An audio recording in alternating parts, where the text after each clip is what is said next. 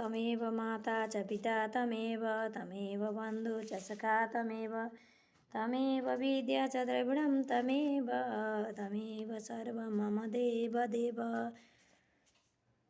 नमस्कार दोस्तों, मैं आज श्रीमद् भागवत गीता का अध्याय 2 से 8 श्लोक का पाठ करने जा रही हूँ।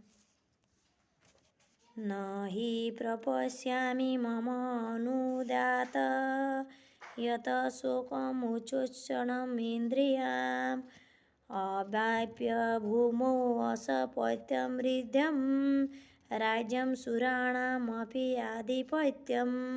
मुझे ऐसा कोई साधन नहीं दिखता जो मेरी इंद्रियों को सुखाने वाले इस श्लोक को दूर कर सके। स्वर्ग पर देवताओं का आधिपत्य की तरह इस धनधान्य संपन्न सारी पृथ्वी पर निष्कट राज्य प्राप्त करके भी मैं इस शोक को दूर न कर सकूँगा। यद्यपि अर्जुन धर्म तथा सदाचार के नियमों पर आधारित अनेक तर्क प्रस्तुत करता है, किंतु ऐसा प्रतीत होता है कि वह अपने गुरु भगवान श्री कृष्ण की सहायता के बिना अपने असली समस्या को हल नहीं कर पा रहा। वह समझ गया था कि उसका तथा कथित ज्ञान उसकी उन समस्याओं को दूर करने में व्यर्थ है जो उसके सारे अस्तित्व को सुखाए दे रही थी। उसे उन उलझनों को भगवान कृष्ण जैसे आध्यात्मिक गुरु की सहायता के बिना हल कर पाना असंभव लग रहा था। शैक्षिक ज्ञान, विद्वता, उच्च पद, ये सब जीवन की समस्याओं का हल करने में व्यर्थ है। यदि कोई इसमें सहायता कर सकता है तो वह है एकमात्र गुरु। अतः निष्कर्म यह निकला कि गुरु जो 100% कृष्ण भावना भावित होता है वही एकमात्र प्रामाणिक गुरु है और वही जीवन की समस्याओं को हल कर सकता है। भगवान चैतन्य ने कहा है कि जो कृष्ण भावनामृत के विद्वान में दक्ष हो, कृष्ण तत्ववेता हो, चाहे वह जिस किसी जाति का हो, वह वास्तविक गुरु है। कोई व्यक्ति चाहे वह विप्र हो, निम्न जाति में जमा शूद्र हो या कि सन्यासी, यदि वह कृष्ण के विद्वानों में दक्ष है तो वह यथार्थ प्रामाणिक गुरु है। अतः श्री कृष्ण तत्ववेता हुए बिना कोई भी प्रामाणिक गुरु नहीं हो सकता। वैदिक साहित्य में भी कहा गया है, विद्वान ब्राह्मण भले ही वह संपूर्ण वैदिक ज्ञान में पारंगत क्यों न हो, यदि वह वैष्णव नहीं है या कृष्ण भावनामृत में दक्ष नहीं है तो गुरु बनने का पात्र नहीं है, किंतु शुद्ध यदि वह वैष्णव या कृष्ण भक्त है तो गुरु बन सकता है।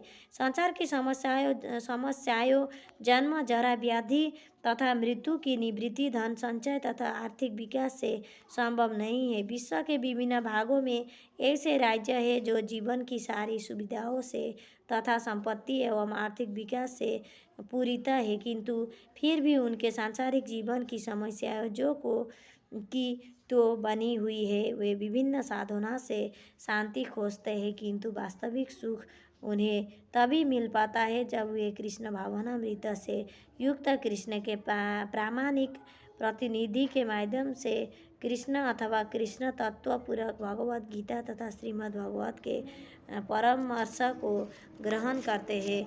यदि आर्थिक विकास तथा भौतिक सुख किसी के पारिवारिक, सामाजिक, राष्ट्रीय या अंतर्राष्ट्रीय अव्यवस्था से उत्पन्न हुए शोकों को दूर कर पाते तो अर्जुन या न कहते कि पृथ्वी का अपरित राज्य या स्वर्गलोक में देवताओं की सर्वोच्चता भी उसकी शोकों को दूर नहीं कर सकता।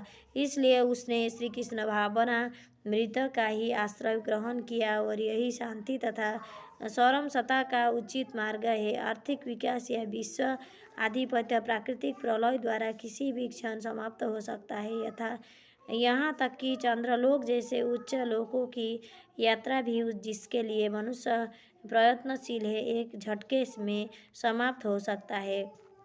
भगवत गीता इसकी पुष्टि करती है। क्षणो पुण्यमर्ते लोकम विशन्ति। जब पुण्य कर्मों के फल समाप्त हो जाते हैं तो मनुष्य सुख के शिखर से जीवन के निम्नतम स्तर पर गिर जाता है। इस तरह से विश्व के अनेक राजनीतियों का पतन हुआ है। ऐसा अधःपतन शोक का कारण बनता है। अतः यदि हमें सदा के लिए शोक का निवारण चाहते हैं तो हमें कृष्ण की चरण ग्रहण करनी होगी।